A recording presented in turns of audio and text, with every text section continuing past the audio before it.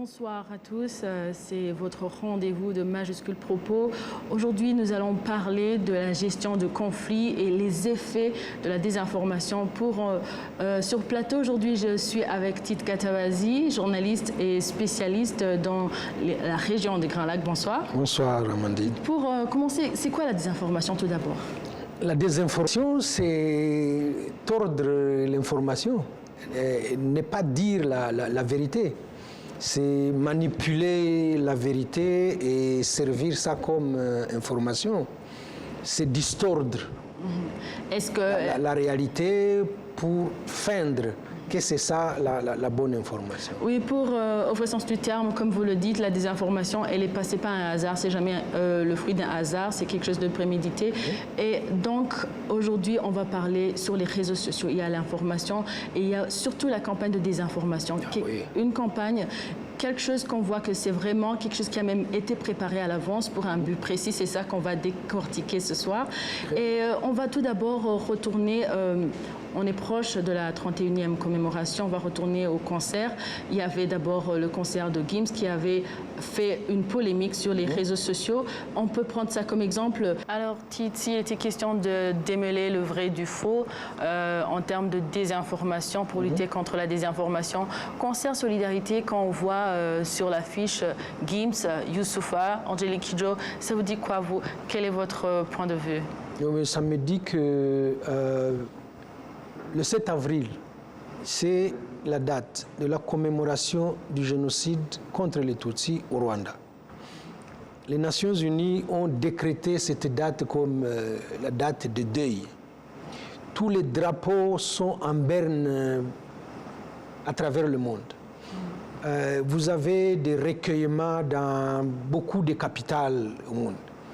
Comment se fait-il qu'à cette date-là, où les drapeaux sont en berne, où il y a des manifestations de solidarité avec les Rwandais, on a un concert à Arena Paris de Maître Gims, qui est très connu, oui, et qui a déjà pris position pour insulter le Rwanda, pour participer à la propagande de Kinshasa, et qui a dit beaucoup de contre-vérités sur la crise à l'Est.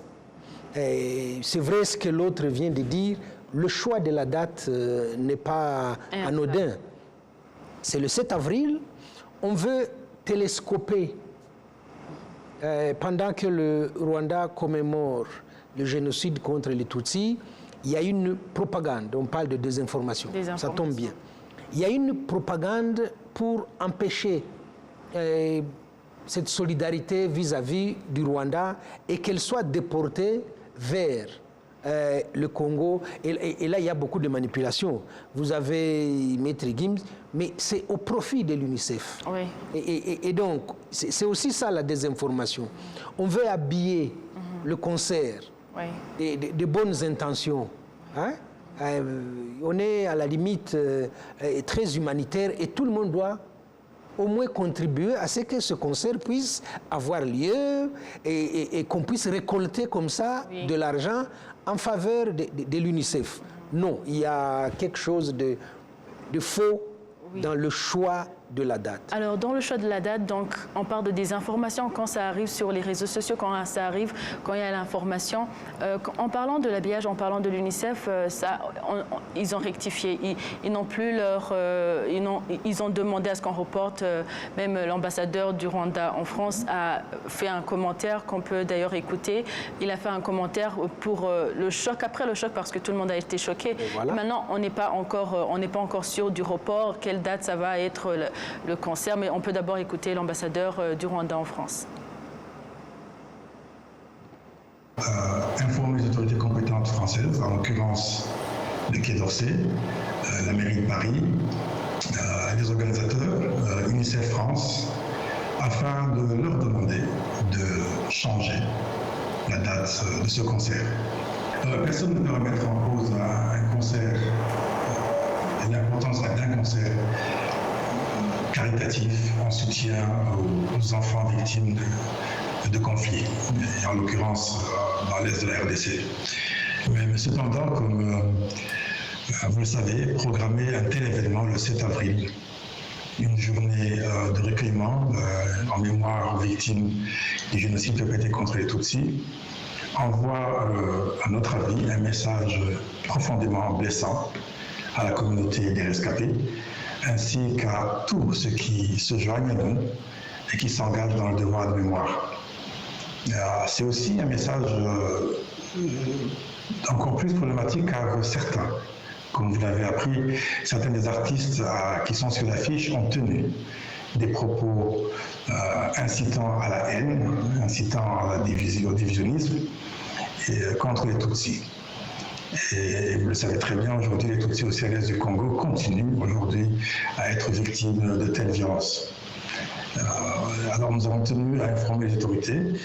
Nous savons déjà que l'UNICEF s'est officiellement désolidarisé de ce concert. Et je peux également vous dire que la mairie de Paris a officiellement demandé son report. Nous attendons donc très prochainement une annonce officielle d'une nouvelle date pour ce concert. Alors, comme l'ambassadeur vient de le dire, l'UNICEF s'est désolidarisé après qu'il a été demandé, donc il leur a été demandé de reporter. De votre point de vue, puisque ici il est question de démêler le vrai du faux, oui. Et ce qui est très important à mentionner, c'est cette campagne de désinformation contre le Rwanda. Que ce soit dans tous les cas qu'on va parler, on va parler de la relation entre le Rwanda et la Belgique, partout. Alors, en parlant de démêler le faux du vrai, quel est votre point de vue? Il y a cette campagne. Qui sont les auteurs et quels sont les objectifs? Oui, quand vous voyez une affiche comme ça, hein, et qu'il y a plusieurs acteurs, il y en a qui sont abusés, qui sont de bonne foi et qui veulent aider et à qui on vient présenter un projet plutôt enjolivé. On veut franchement faire un concert, on est quand même à Paris, c'est Arena, et l'artiste s'engage à ne pas prendre un sou. Il va tout verser pour des œuvres caritatives. Donc l'UNICEF peut avoir été embarqué comme ça dans un projet sans en connaître les dessous.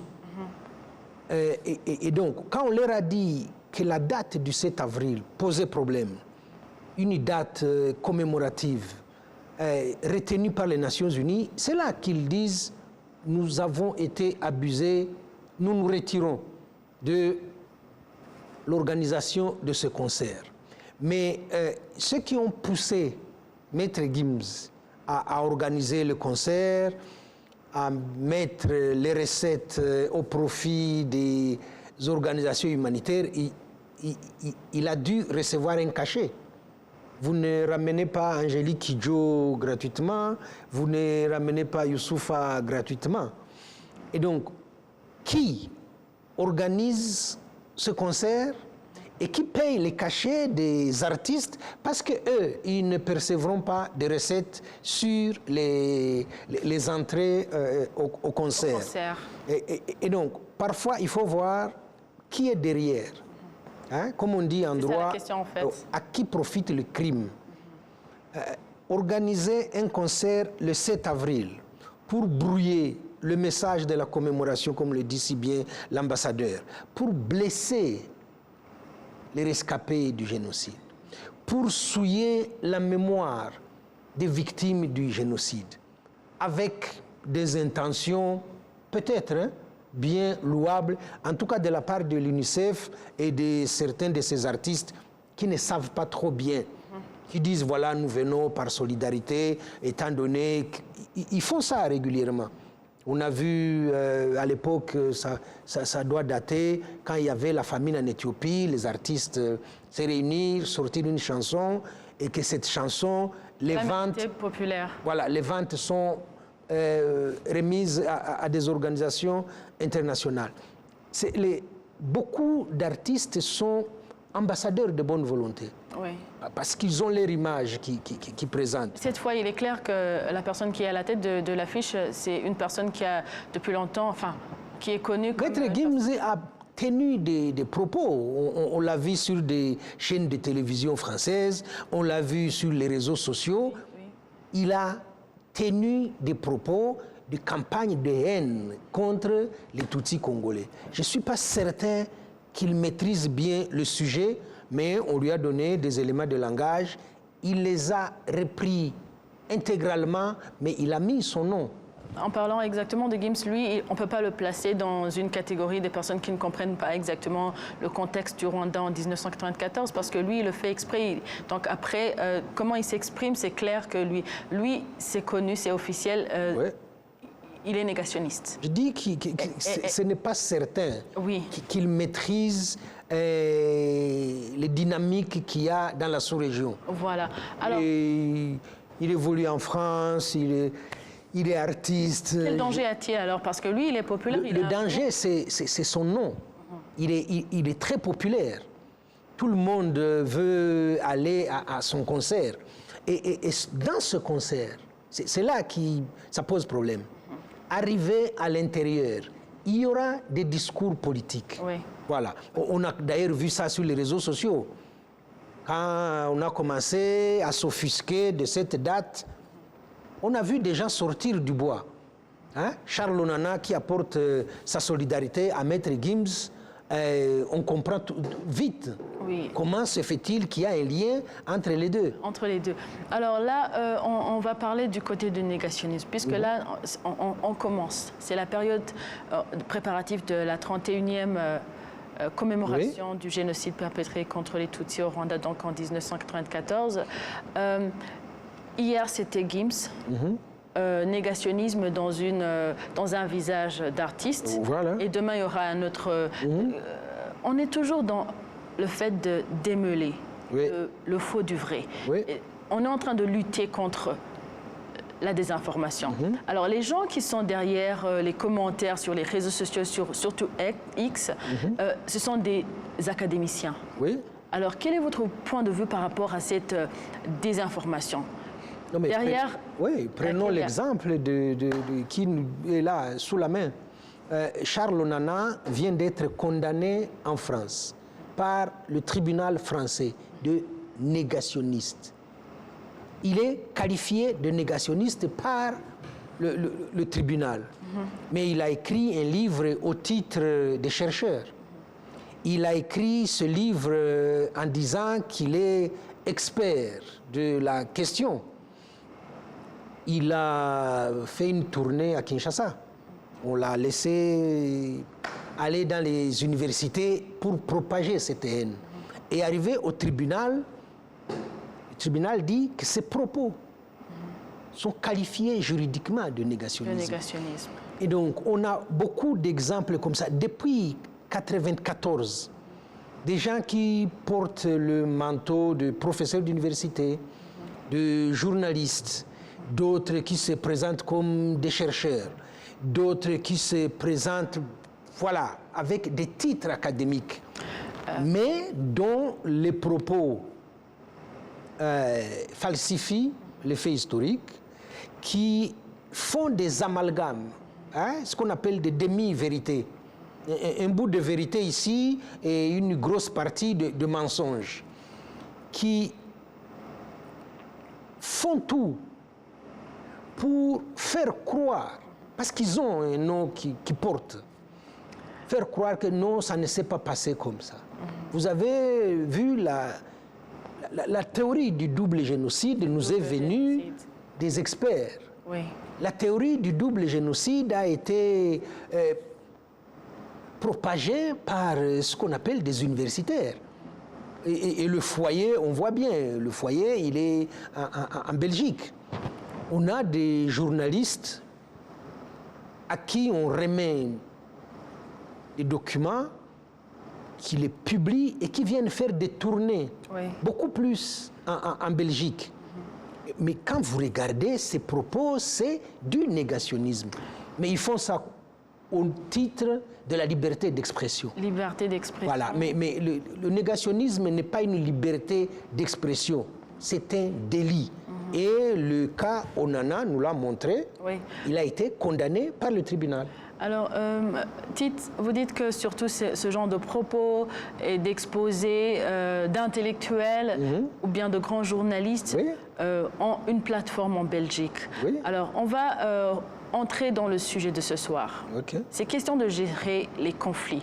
Et en gérant les conflits, il y a un danger. Il y a comme une menace, un problème, ce qui est la désinformation. Oui. En parlant de Belgique, on va d'abord, je propose d'écouter le président de la République par rapport au point de vue donc, de comment il considère l'ingérence de la Belgique et on revient sur Très bien. ce point. Ouais. Ububiligi bwishe u Rwanda bukica abanyarwanda amateka aya yose. La Belgique a tué le Rwanda et les Rwandais tout au long de son histoire, et pas seulement il y a 30 ans, et a continué à revenir pour achever les survivants. Nous les avions déjà mis en garde et nous le faisons à nouveau. Twarabihanangirije kuva kera, turaza kubihanangiriza n'ubu ngubu.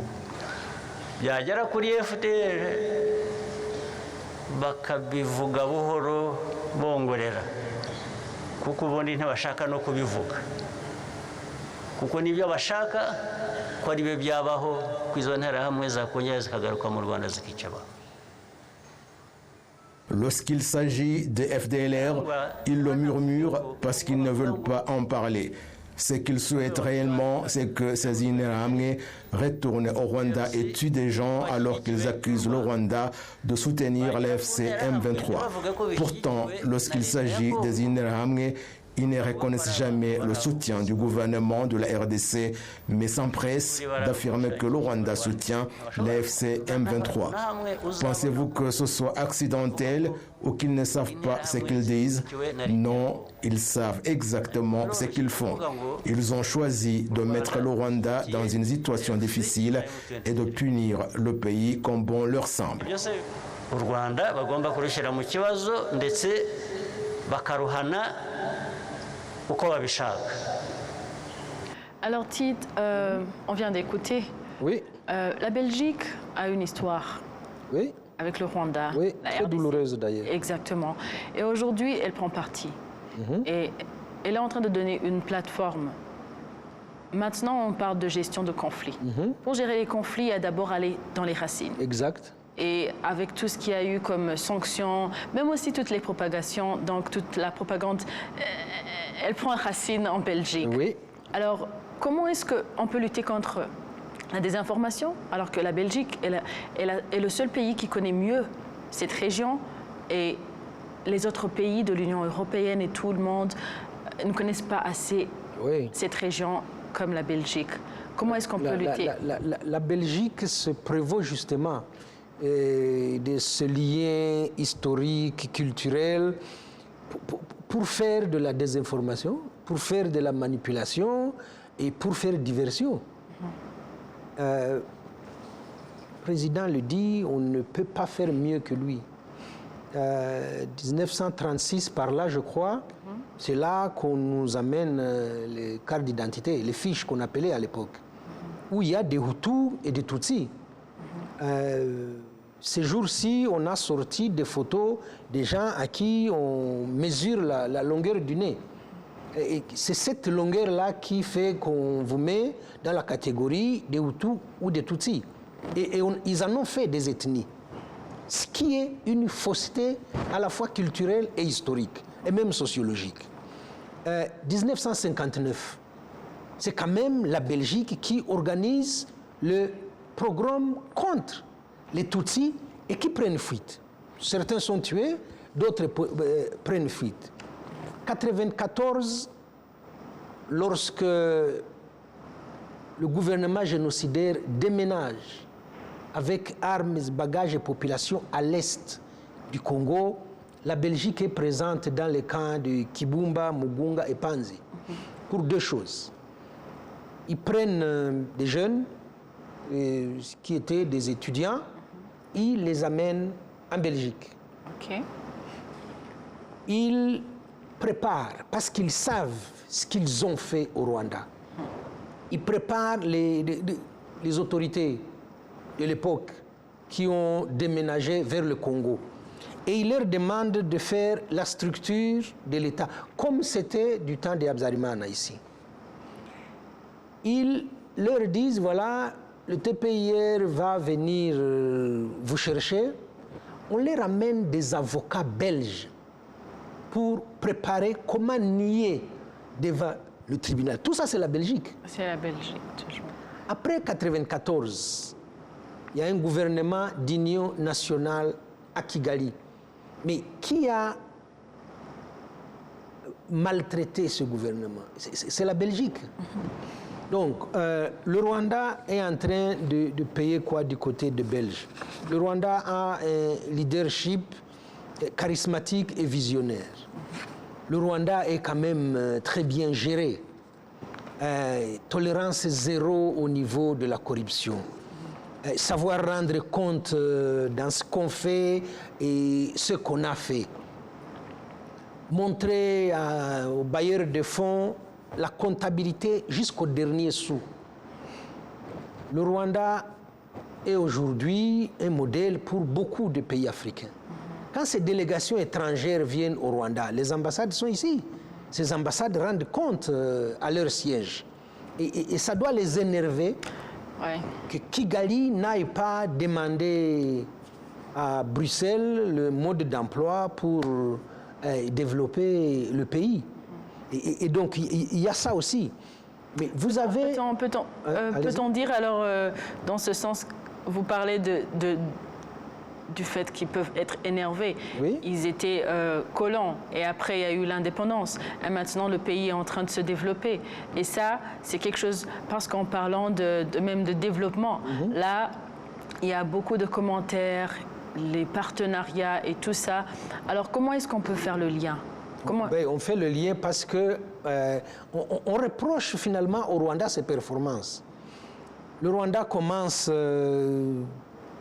à développer le tourisme. On a Visit Rwanda qui prend des proportions qui bénéficient au Rwanda. On a des accords avec Arsenal. Oui. Ça s'étend sur le PSG, le Paris Saint-Germain, le club de mes enfants, soit dit en passant. Et après, il y a le Bayern de Munich. Ça suscite des jalousies, cette réussite rwandaise. Alors, est-ce qu'une jalousie peut amener une nation à attaquer une autre nation ouvertement? Oui, on a vu la ministre congolaise des Affaires étrangères se rendre en mission officielle à Londres pour demander audience aux dirigeants d'Arsenal et leur demander d'arrêter le partenariat avec le Rwanda, sans connaître le contenu de ce partenariat. Ouais. Voilà. Donc, Kinshasa, on a décidé que la ministre se rende à Londres et aille discuter avec la direction d'Arsenal. Ils sont allés à Paris, ils ont fait trop de bruit autour de ce partenariat avec le PSG. On a vu sur les réseaux sociaux à Kinshasa, les gens achetaient le maillot du PSG avec Visit Rwanda et ils ont découpé ça. Ça participe aussi ça à la désinformation. Alors ça participe à la désinformation, comme vous le dites. Et après, ici au Rwanda, après la rupture des relations diplomatiques, vous connaissez les commentaires. Nous, on reste dans le sens de gestion de conflits, oui. Donc les effets de la désinformation. Et ça, c'est tout aussi... ce qui est venu, tout ce qui est venu après la rupture. Est-ce que c'était opportun? Est-ce que, par exemple, le ministre des Affaires étrangères en Belgique... Le ministre belge des Affaires étrangères reste aussi dans cette logique de désinformation, de falsification de faits, des approximations. Il fait exprès, en faisant le lien entre l'Ukraine et le Congo. Ça n'a pas de rapport. Ça n'a aucun rapport. Ça n'a pas de rapport.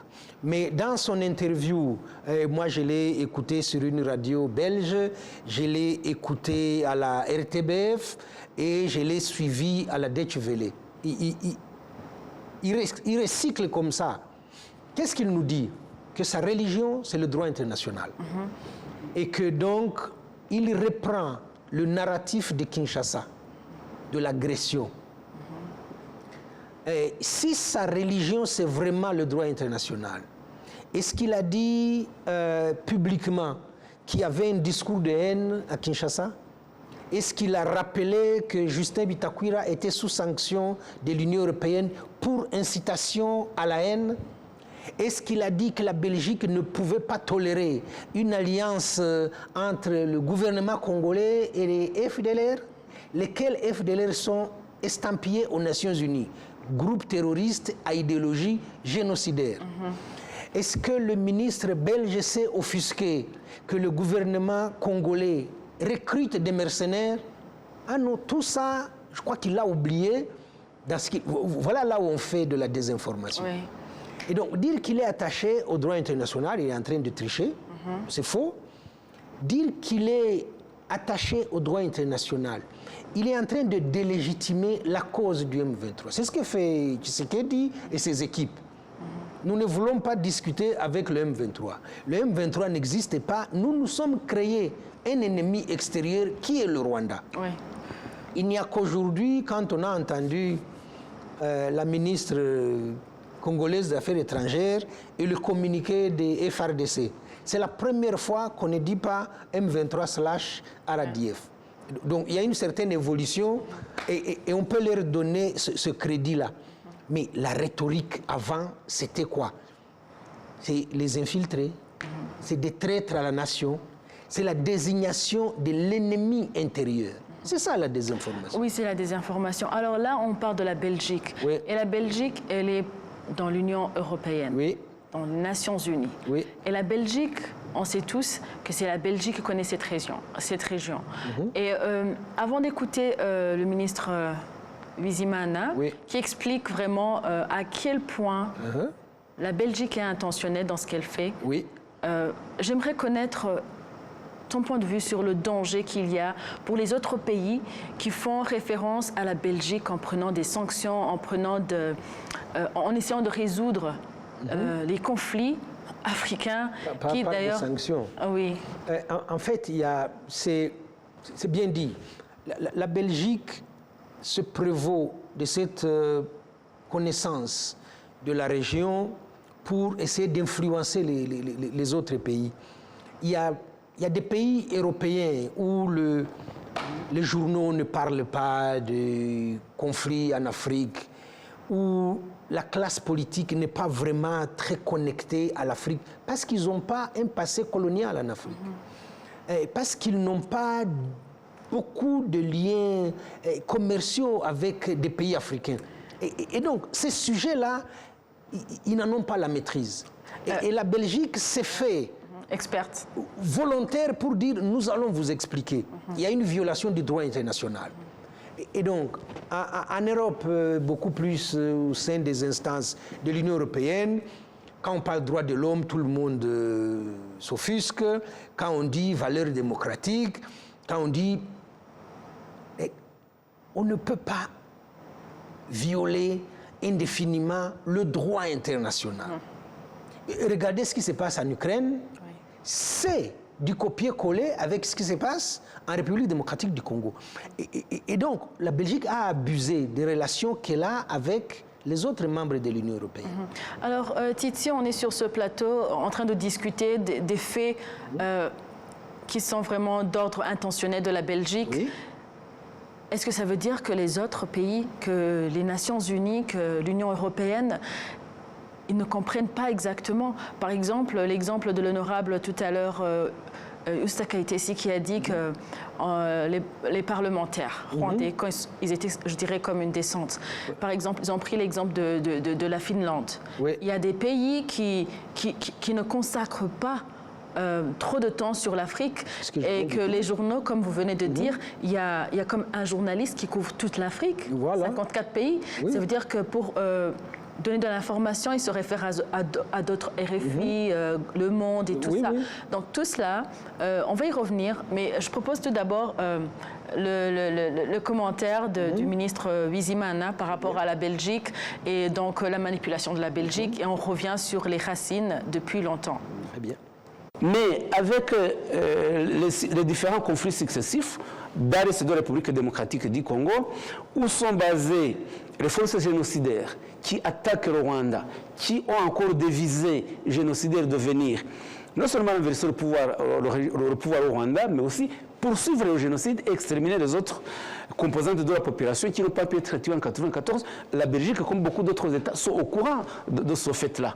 Mais on remarque que les différentes résolutions qui ont été prises, tant au niveau des Nations Unies, tant au niveau de l'Union européenne, la Belgique est l'un des États les plus actifs pour ne pas appliquer ces résolutions, de mettre les FDLR hors d'état de nuire, et que la Belgique s'engage plutôt à créer un climat d'hostilité à l'égard du Rwanda, sans considérer que le Rwanda a aussi le droit de légitime défense. Le Rwanda a le droit de sauvegarder son intégrité et la paix et sa sécurité.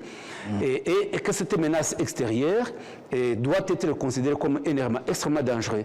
Et le fait que donc la Belgique ne tienne pas compte de cet élément, et que même sur le sol belge, on trouve tout un réseau de négationnistes, tout un réseau d'idéologues hostiles au pouvoir au Rwanda, de négation du génocide de Tutsis, qui bénéficient des fonds publics qui fonctionnent sur base de l'argent, des montants octroyés par des collectivités publiques et belges. Ça, c'est inacceptable.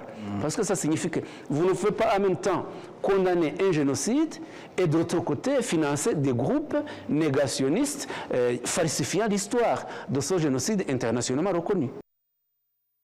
Alors ça nous ramène à la rupture des relations diplomatiques du Rwanda et de la Belgique. Oui. Était-ce opportun? Quel est votre commentaire? Comment avez-vous reçu cette nouvelle? Moi, j'ai même dit que c'était...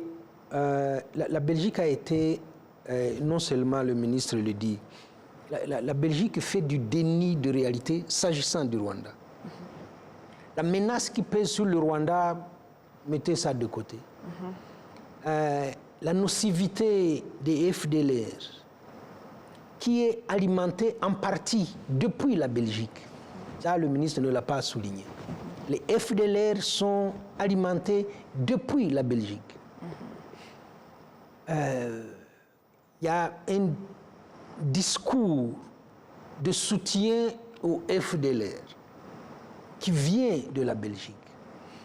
Et les autorités belges esquivent cette question.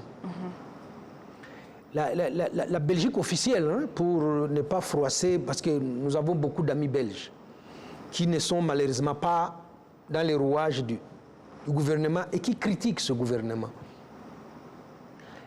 Que le prétexte belge soit la défense du droit international et que ce droit international soit plutôt à une vitesse variée, soit de doubles standards, c'est très choquant.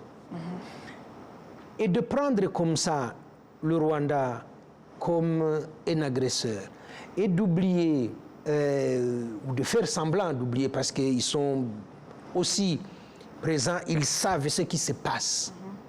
Dans la région. La persécution des Tutsis congolais, qui va jusqu'au cannibalisme, et qu'on passe ça sous, comme pertes et profits, et que tous les problèmes finalement qu'il y a au Congo, parce qu'on ne veut pas discuter des problèmes qu'il y a au Congo. Il ne faut pas mentionner les mercenaires. Ah non, les mercenaires, c'est du droit international, mais on verra plus tard. L'alliance avec les FDLR, est-ce qu'ils existent, est-ce qu'ils n'existent pas? On met ça de côté. Les médias ne vont pas en parler.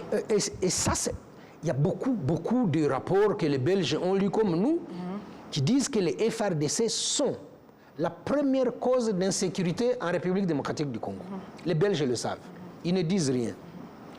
Les Belges savent très bien que les FARDC volent. Hein? Ils pillent la population. Ils violent les filles et les femmes. Ils bombardent indistinctement les civils. Et mettre tout ça de côté, ne pas regarder c'est quoi la cause des conflits qu'il y a là-bas.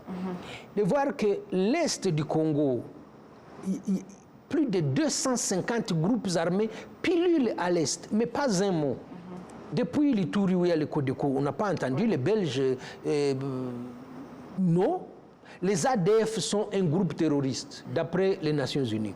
Ça n'intéresse pas les Belges, mais il y a des bandes qui meurent là-bas tous les jours. Les Banyamulenge sont en train d'être exterminés. Ça n'a pas l'air d'offusquer le ministre belge des Affaires étrangères. Et donc, voilà. Donc, il y a un objectif. Il y a quelque chose qui attire leur attention. Il y a un agenda politique derrière ça. On ne peut pas se le cacher. Oui. Alors, si on ne peut pas se le cacher, si c'est clair, et que vous êtes spécialiste de la région des Grands Lacs, il y a eu cette rupture des relations diplomatiques. Oui. Le Rwanda a pris un pas qui a été qualifié par plusieurs pays, mais qui n'ont pas... Même ceux qui pensaient... Parce qu'on a attendu des sanctions. Et les sanctions, il est arrivé au point de critiquer le Luxembourg, critiquer les pays qui ne voulaient pas prendre des sanctions. Oui. Alors, vous, de votre côté, on est toujours dans la gestion de conflits. Les conflits, d'abord, africains devraient être gérés ici en Afrique. Mais disons qu'on accepte, l'Occident vient intervenir. Pourquoi la Belgique a toujours une influence? Est-ce que ça veut dire que les pays qui croient à la Belgique, après tout ce que la Belgique a fait, ils sont aveugles ou bien ils ont un intérêt commun? Quel est votre point de vue sur cela? Bon, on va d'abord dire que la Belgique n'a pas reçu ce qu'elle avait souhaité. Ce n'est pas ça le type de sanctions que voulait la Belgique.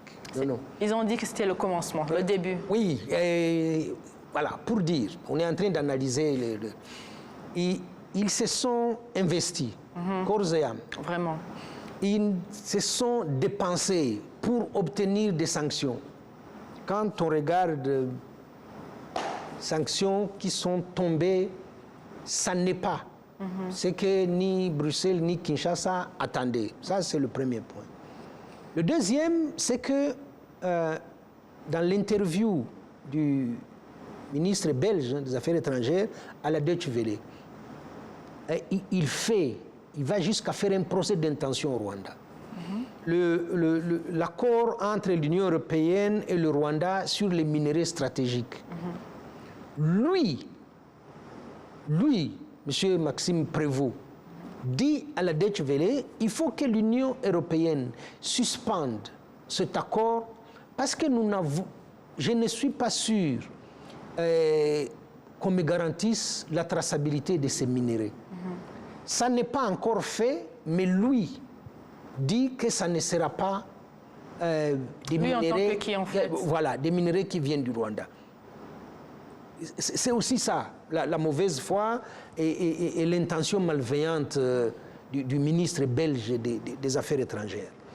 Accompagner le Congo dans sa démarche pour vilipender le Rwanda, c'est cautionner la corruption qui gangrène ce pays, c'est cautionner les détournements qui sont devenus un sport national, c'est cautionner le tribalisme du régime de Tshisekedi, c'est refuser aussi de parler des multinationales qui exploitent les minéraux du Congo.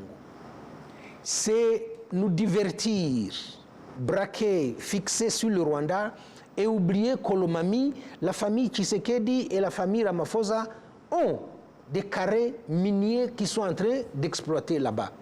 Et donc, pour faire diversion, on dit voilà le grand loup méchant, ça doit être le Rwanda. Regardez tous du côté du Rwanda et ne regardez pas ce qu'est en train de faire Tshisekedi. Alors là, même après cette volonté de sensibiliser les autres à sanctionner le Rwanda, est-ce que du côté de la Belgique, puisqu'on ne connaît pas vraiment, c'est difficile de dire exactement c'est quoi l'objectif? Vous avez besoin de quoi? Parce que après les sanctions, s'il y avait ces sanctions, comment analysez-vous cette volonté de sanctionner le Rwanda? Parce qu'on est toujours... Oui, moi, si on disait dans l'absolu que les sanctions règlent le problème. Exactement. On aurait pu dire la Belgique elle a envie de régler le problème, d'aller vite. Il faut sanctionner, le problème est réglé. Vous sanctionnez le Rwanda. Est-ce que vous avez réglé le problème des persécutions des Tutsis congolais? Je ne crois pas. Non. vous sanctionnez le Rwanda. Est-ce que vous faites taire Bitakwira et les autres relais du pouvoir qui diffusent le discours de haine? Non. Vous sanctionnez le Rwanda. Est-ce qu'on arrête la corruption et les détournements au Congo? Non. Et ça nous sert à quoi? Du moins à la communauté internationale de sanctionner le Rwanda.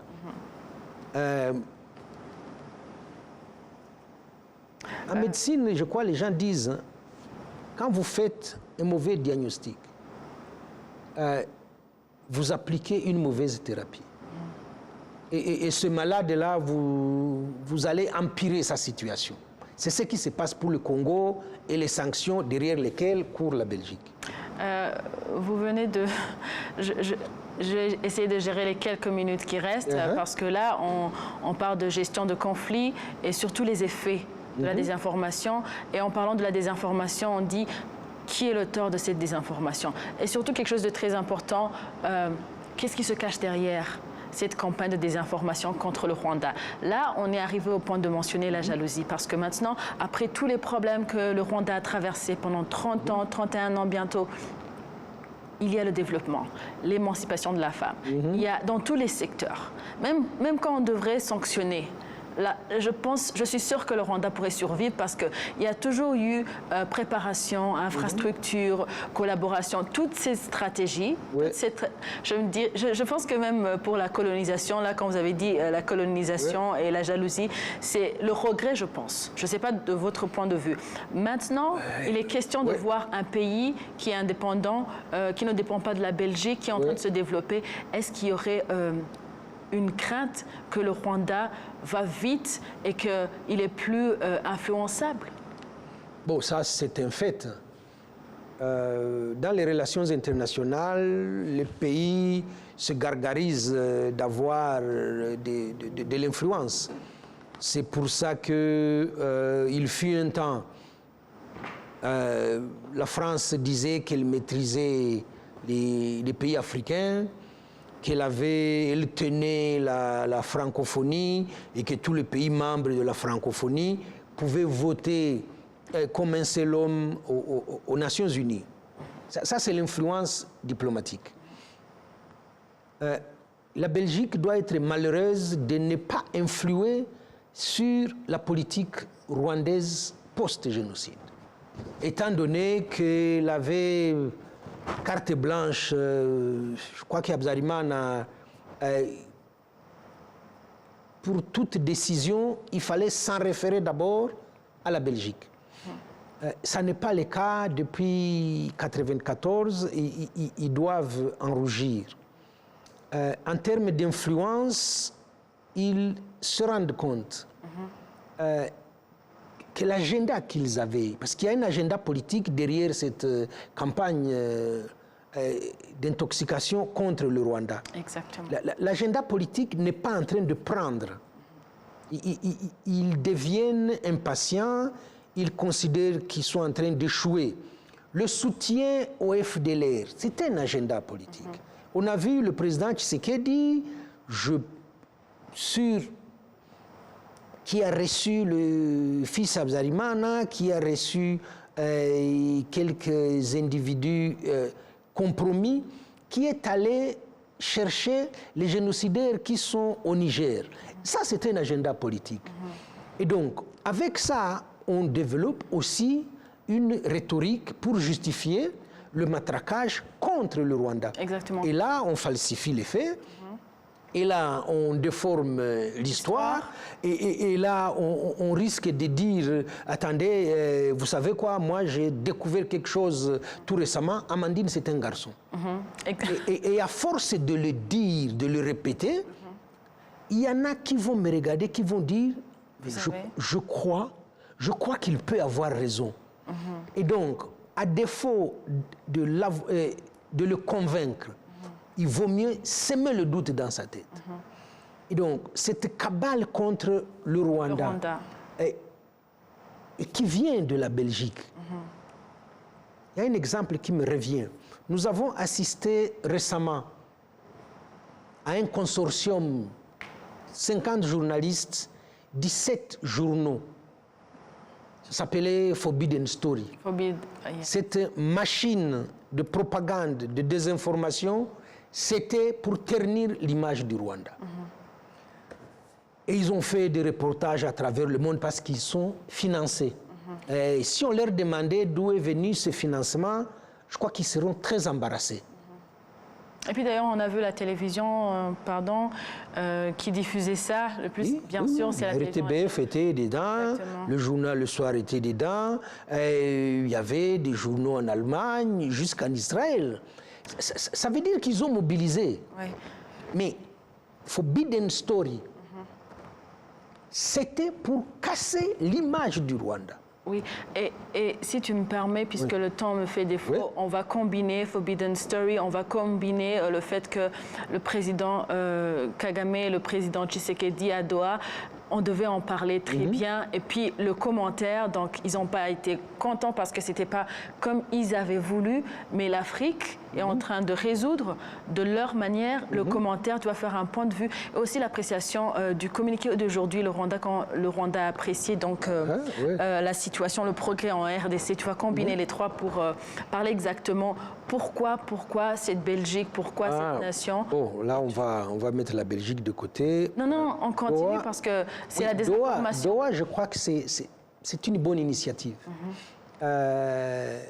Le Qatar a une expertise en matière de médiation. Ils ont été présents dans beaucoup de conflits et ils ont réussi.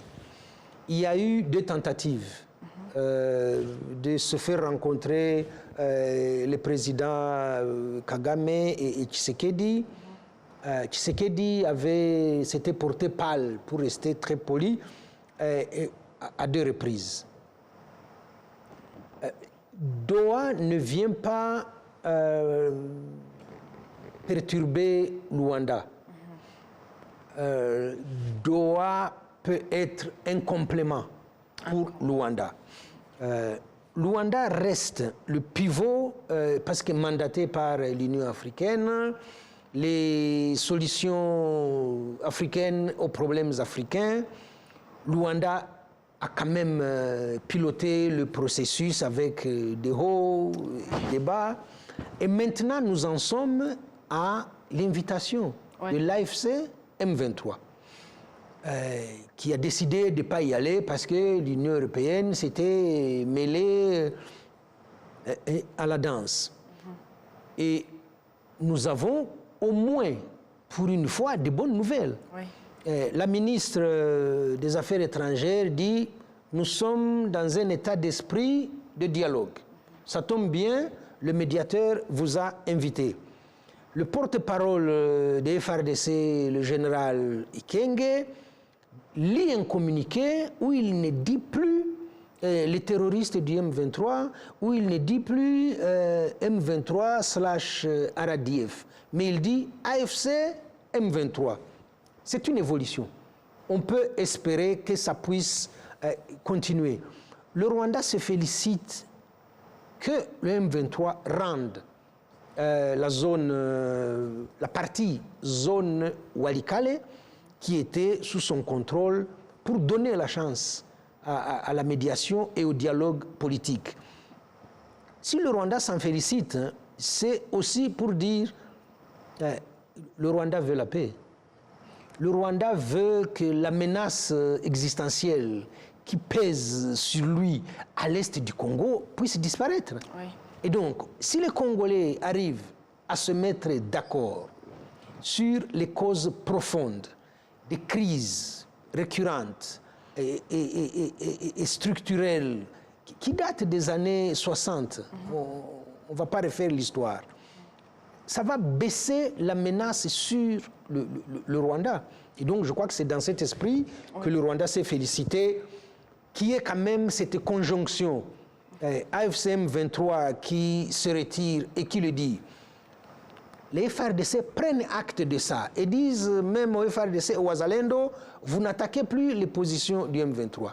La ministre des Affaires étrangères qui dit, nous sommes maintenant disposés à nous rendre à Luanda et à regarder l'AFCM 23 en face et à nous dire des vérités. Tant mieux pour tout le monde. Merci beaucoup. C'est moi qui vous remercie. Vous appréciez donc l'appréciation du progrès Oui. en RDC et vous parlez de menaces. Et en revenant sur le sujet de ce soir qui était gestion de conflits, surtout le point de dire l'effet ou bien les effets de la désinformation, pensez-vous qu'il y a des signes positifs? Alors, les indicateurs de menaces, est-ce que cette désinformation ne peuvent pas freiner les pas que les Africains sont en train de franchir? Oui, c'est toujours des cailloux qu'on essaie de mettre sur le parcours quand on va régler un conflit. Il y a beaucoup de gens qui ont des intérêts dans le conflit à l'est du Congo, il ne faut pas l'oublier. Oui. Et je parlais de plus de 250 groupes armés. C'est tenu par des leaders locaux, par des députés et des ministres et des militaires haut gradés congolais. Il y a des intérêts occidentaux qui sont gérés de manière illégale à l'est du Congo. Tous ces intérêts vont être des obstacles sur le chemin du dialogue politique. Merci beaucoup. C'est moi qui vous remercie. Gatabazi. Encore une fois. On parlait de gestion de conflits et on a insisté sur les effets de la désinformation. On était sur plateau avec Tite Gatabazi, journaliste et spécialiste de la région des Grands Lacs. C'était Amandine Tikumasabo pour aujourd'hui. Bonne soirée, à bientôt.